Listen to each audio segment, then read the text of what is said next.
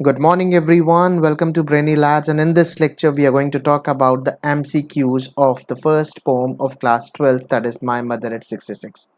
Guys, we hope you must have gone through the summary short answer type question of My Mother at 66.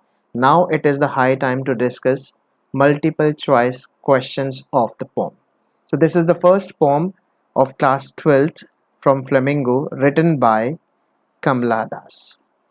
So guys, this is a really important question as far as poetry is concerned. The first thing that should be known to all of you is name of the poem, and after the name of the poem you should know who is the poet. Who is the poet? Got the point? So let's move on to first question, and before we move on, we request all of you to share this video with your friends if you like it. Do subscribe to our channel and do press the bell icon for getting timely updates.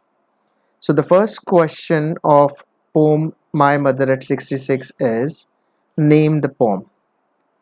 What is the first question, guys? Name the poem. So it is quite simple. The name of the poem is My Mother at 66, written by Kamla Das. Got it? Guys, it's not Kamla, which usually confuses the student. It is Kamala. Got the point?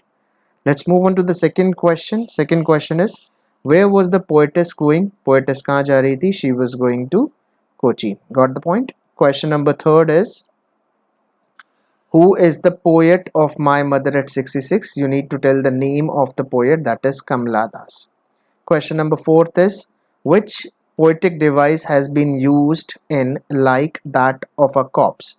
Guys, as I told you in one of our lectures, in one of my lectures, कि whenever there is a comparison using the word like or as, so the answer of that question is simile. Got it?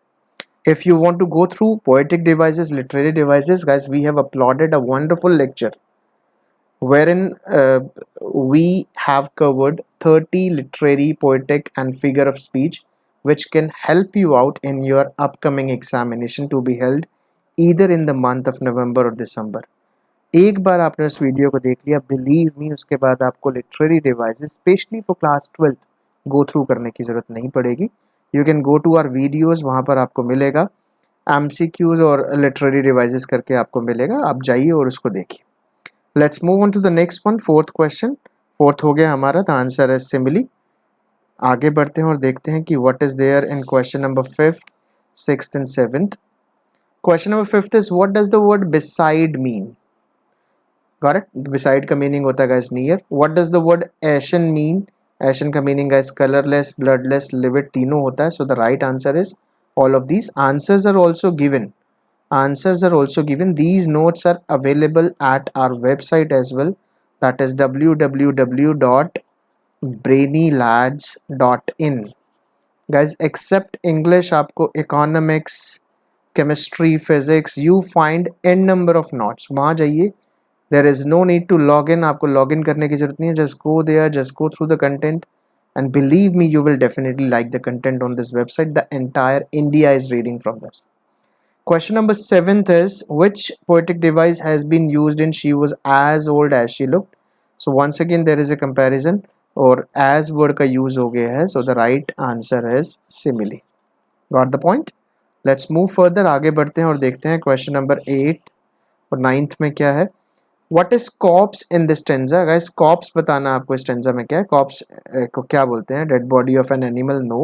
Dead body of a human being होता है guys, इसको क्या बोलते हैं? corpse बोलते हैं. Got the point? Who was dozing in the car? कौन doze कर रहा था? That was poetess. Poetess mother. So very simple question. आप go through कर लीजिए. You will definitely find them coming in your examination. What is the theme of My Mother at 66? We have already discussed, that is aging. Who is aging in My Mother at 66? Poetess mother. What did the poet realize with pain? What did she realize with pain? That she was going to reach the airport soon. Her mother was aging day by day. That she was aging day by day. No, that death is unavoidable. Her mother was aging day by day. This is not the correct answer, guys. There is a typing error. She realized that she was going to lose her mother soon. She was going to lose her mother due to aging. Due to aging. So what is the right option guys? B is the right option. B हो जाएगा. Aging की spelling भी याद रखना guys. Aging. This is not the right one. ये सही नहीं है. AGE पहले age लिखना है, then आपको क्या लिखना है guys? ING लिखना है.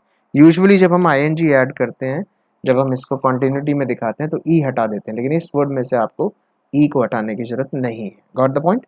Let's move on to the next question. Next question पे बढ़ते हैं और देखते हैं कि क्या है. What does the word doze mean? Doze एक वर्ड आया है, इसका मीनिंग आपको बताना है. गाइस डोज का मतलब नैप, सोना होता है. स्नूज, ड्राउज, तीनों का मतलब नींद लेना होता है गाइस. तो डोज का मीनिंग क्या है? To take sleep, to nap, to snooze और ड्राउज. तीनों ऑप्शन ठीक है. So the right option is D. Got the point. Let's move further. आगे बढ़ते हैं गाइस. एक्सट्रैक्ट सेकंड देखते हैं, स्टेंजा सेकंड देखते हैं. But soon put that thought away and looked out at young trees printing. So what thought did the poetess put away? Of getting rich, of getting poor, aging of her mother, aging of herself? This is wrong. So what is the right option guys? C is the right option, aging of her mother. See, the age of poetess mother was 66. She was growing older and the poetess had a fear of losing her mother. ये आपको चीजें याद रखनी. What did the poet notice when she looked out of the car? Poet ने क्या देखा जब उसने गाड़ी से बाहर जाकर देखा? Youth running on the road? No. Children fighting with one another? No. Car was running speedily? No. None of these आएगा guys. उसने क्या क्या ऑप्शन देखा था? उसने young trees को sprint करते हुए देखा था, भागते हुए देखा था. It was actually the car which was moving, not the trees. और except young trees moving, उसने क्या देखा था? Merry children, MERRY, merry children spilling out of the homes. Merry children spilling out of their homes. Got the point guys? Let's move on to question number 3. 3 देखते हैं, फटाफट देखते हैं. There are so many questions. Who was going to see of the poetess at the airport? कौन जा रहा था? Her mother. Which poetic device has been used in young trees printing? Guys trees जो हैं वो कैसे हैं? नॉन लिविंग है, उनको स्प्रिंट करते हुए दिखाया गया है, उनको पर्सोनिफाई किया गया है. तो guys which literary device has been used? Personification. Let me once again tell you, we have prepared a beautiful video on literary devices. If you want, you can go to our website, go to search option, write down poetic devices. You will find not only the notes but also the video in it. Got the point? What does the word merry mean? Merry का mean क्या होता है guys? Gay, that is happy. गे को क्या बोलते हैं guys? Happy बोलते हैं. आपने सुना होगा ये word merry Christmas. Merry Christmas का मतलब होता है guys happy Christmas. Got it? Merry, it is MA. ये जो A वाला होता है MARRY, it is to wed, किसी से शादी करना होता है. लेकिन जब MERRY बन जाए तो वो एक एडजेक्टिव हो जाता है which means happy. Got the point? What was Kamala Das feared of? उसको किस चीज का डर था? Losing her mother? No, she was not afraid of losing a flight. Job से भी नहीं, losing a rapo भी नहीं. She was afraid of losing her mother. Got the point? Let's move further. आगे बढ़ते हैं. What does the phrase put away means? Put away का meaning क्या होता है guys? To accept, स्वीकार करना. To discard, reject करना या दिमाग से निकाल देना. To retain, maintain करना नहीं. To detain, किसी को arrest करना भी नहीं होता. So what is the right option guys? To discard. उसने उस thought को, thought कौन सा था guys? Thought of losing her mother, thought of ageing of a mother, उसने उस थॉट को डिस्कार्ड कर दिया था. तो डिस्कार्ड का मीनिंग पूछा है गाइस, तो that is put away. What does the word sprinting mean? Sprinting का मन क्या होता है गाइस? रनिंग होता है. What does the word spilling out mean? Spilling out का मीनिंग आपको बताना है. स्पिलिंग आउट का मीनिंग क्या होता है guys? Walking down? No. Walking up? No. Walking in front? No. Coming out? Got it? तो कमिंग आउट होता है स्पिलिंग आउट का. तो बच्चे जो थे merry children, they were spilling out. Spilling out का means they were coming out of their homes. Got the point guys? I hope कि सारे extracts, I'm sorry, सारे stanzas clear हो रहे हैं आपको. अगर clear हो रहे हैं तो do share this post with your friends. Question number 10th of this stanza. I'm sorry guys, bar bar extract निकल रहा है because we have been practicing for extract. We have been discussing extracts for a long time. तो stanza के लिए भी क्या निकल रहा है? extract निकल रहा है. What made the poet look out of the car? poet ने कार से बाहर क्यों देखा? Due to her laziness? No. Her lethargy, ये भी नहीं है गाइस, ये ऑप्शन भी गलत है. Pathetic condition of a mother, yes. Pathetic condition of a car, no. So what is the right option guys? C. Got it? देखो, she had looked out of the car because she wanted to put away that thought. She wanted to discard that thought of aging of a mother, of losing her mother. And when she had looked out, she found two things. उसको दो चीज़ें मिली थी. She found the trees sprinting. Sprinting का मतलब running होता है guys. And besides, इसके अलावा she found the merry children spilling out of their homes. तो she all of a sudden उसने तीन stages देख ली थी.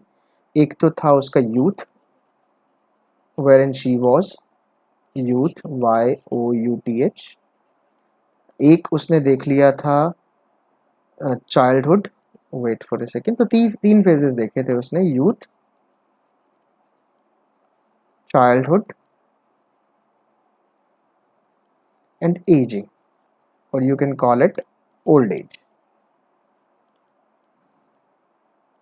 तीन फेजेस उसने देख लिए थे. Youth, she was in childhood, which is the best phase of life, and aging was observed in her mother. तो तीनों phases उसने देख लिए थे. Got the point? Question आ सकता है. You must be known to that. Stanza number 3 is, I looked again at her, wan, pale as a late winter moon. Who is I in the above line? So definitely Kamla Das, the poet. Why does Kamla Das call her fear as familiar? उसने अपने डर को familiar क्यों कहा है? Options देखते हैं. For she was not use to it, no. For she was not use to it since her childhood, yes.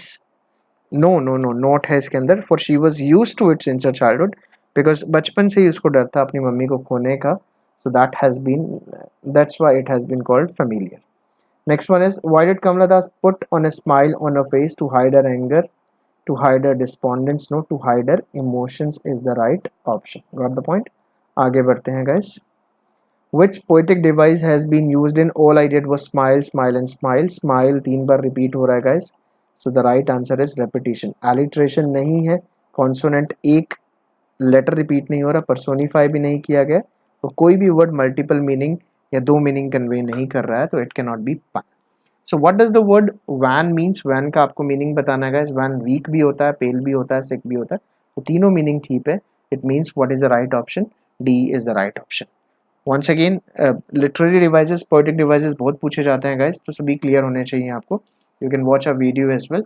Which poetic device has been used in all I said was see you soon Amma? इसमें देखिए S S S 3 बार repeat हुआ है. तो which literary device, which poetic device has been used? That is alliteration.